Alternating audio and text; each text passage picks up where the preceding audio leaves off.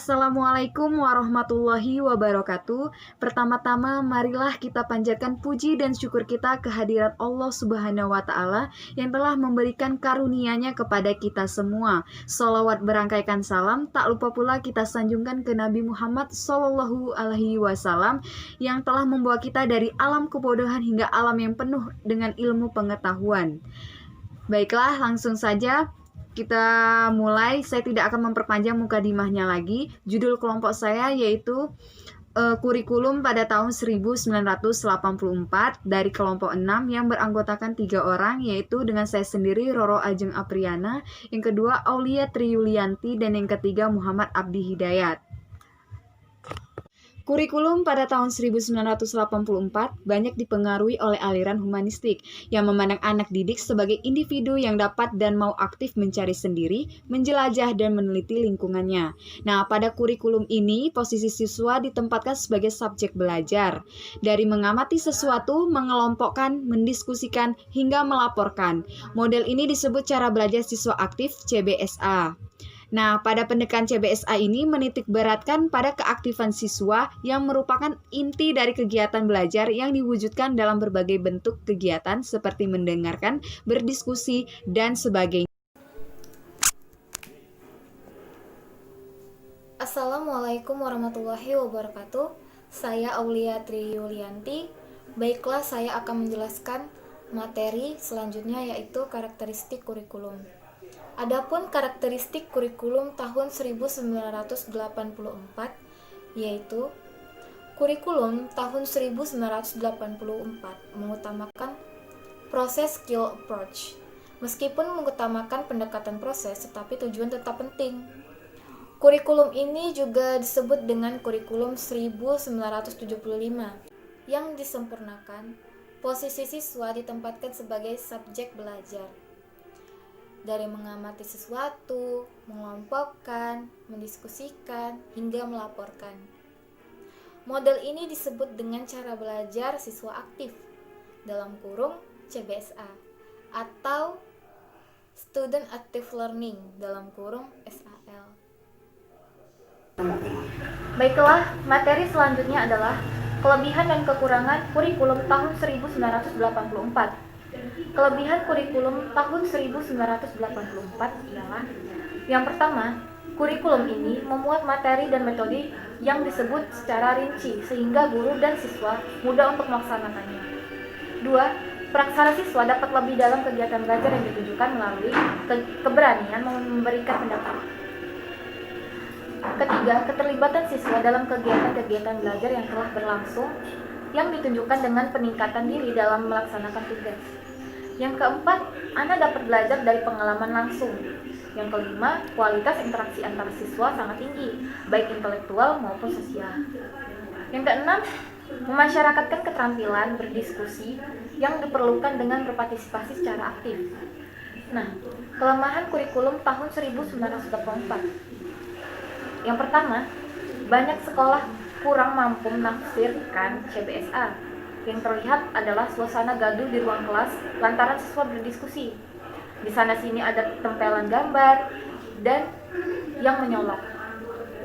Yang kedua, adanya ketergantungan pada guru dan siswa pada materi dalam suatu buku teks dan metode yang disebut secara rinci sehingga membentuk guru dan siswa tidak kreatif untuk menentukan metode yang tepat dan memiliki sumber belajar sangat terbatas. Yang ketiga, dapat didominasi oleh seorang atau sejumlah siswa sehingga dia menolak pendapat peserta lain. Yang keempat, siswa yang pandai akan bertambah pandai sedangkan yang bodoh akan ketinggalan. Yang kelima, peranan guru yang lebih banyak sebagai fasilitator sehingga praksara serta tanggung jawab siswa atau mahasiswa dalam kegiatan belajar sangat kurang. Yang keenam, diperlukan waktu yang banyak dalam pembelajaran menyebabkan materi pelajaran tidak dapat tuntas dikuasai siswa. 7. Guru kurang aktif berperan.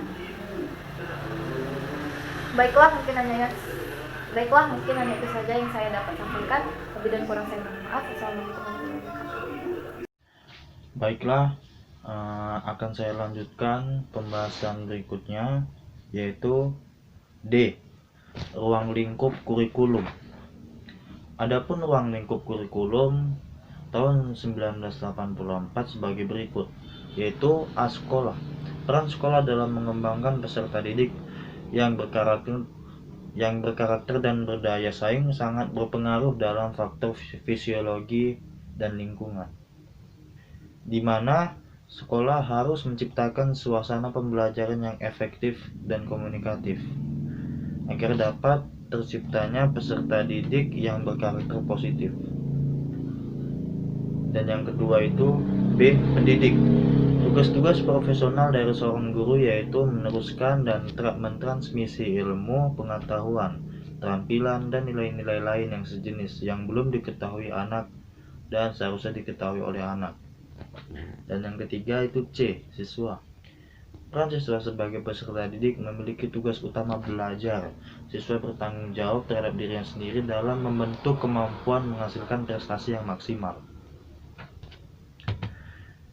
Yang berikutnya itu E. Posisi mata pelajaran sejarah atau IPS. Sejarah merupakan mata pelajaran yang berdiri sendiri sebagai mata pelajaran penunjang IPS di SMA, baik di jurusan IPA maupun di jurusan IPS. Selain itu, di dalam kurikulum 1984 terdapat mata pelajaran pendidikan sejarah perjuangan bangsa yang merupakan bagian dari pendidikan Pancasila dan pendidikan moral Pancasila. Materi utama di bidang studi ini terdiri atas berbagai peristiwa sejarah nasional yang dimulai dengan kebangkitan perjuangan kebangsaan. Keberadaan bidang studi ini didasarkan pada pertimbangan bahwa dipersyaratkan bagi setiap warga negara harus memiliki pengetahuan mengenai sejarah kelahiran dan perkembangan bangsanya sendiri. Dan kita masuk kepada bagian penutup. Kesimpulannya, kurikulum 1984 mengusung proses skill approach. Meski mengutamakan pendekatan proses, tapi faktor tujuan tetap penting. Kurikulum ini juga disebut kurikulum 1975 yang disempurnakan dalam tanda kutip. Jadi, posisi siswa ditempatkan sebagai subjek belajar, dari mengamati sesuatu, mengkelompokkan, mendiskusikan, hingga melaporkan. Dan yang kedua B. Saran.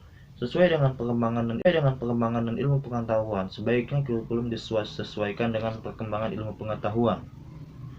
Kurikulum perlu dikembangkan secara dinamis sesuai dengan tuntutan dan perubahan yang terjadi di masyarakat. Selain itu, perubahan kurikulum harus mengacu pada sumber hukum, yaitu Pancasila dan Undang-Undang Dasar tahun 1945. Demikian, mungkin itu saja yang bisa kami sampaikan dari kelompok 6. Kepada mungkin jika ada tutur kata yang salah, saya mohon maaf, karena kesempurnaan hanya milik Allah Subhanahu wa taala. Kepada Allah saya mohon ampun. Wabillahi taufiq wal hidayah. Wassalamualaikum warahmatullahi wabarakatuh.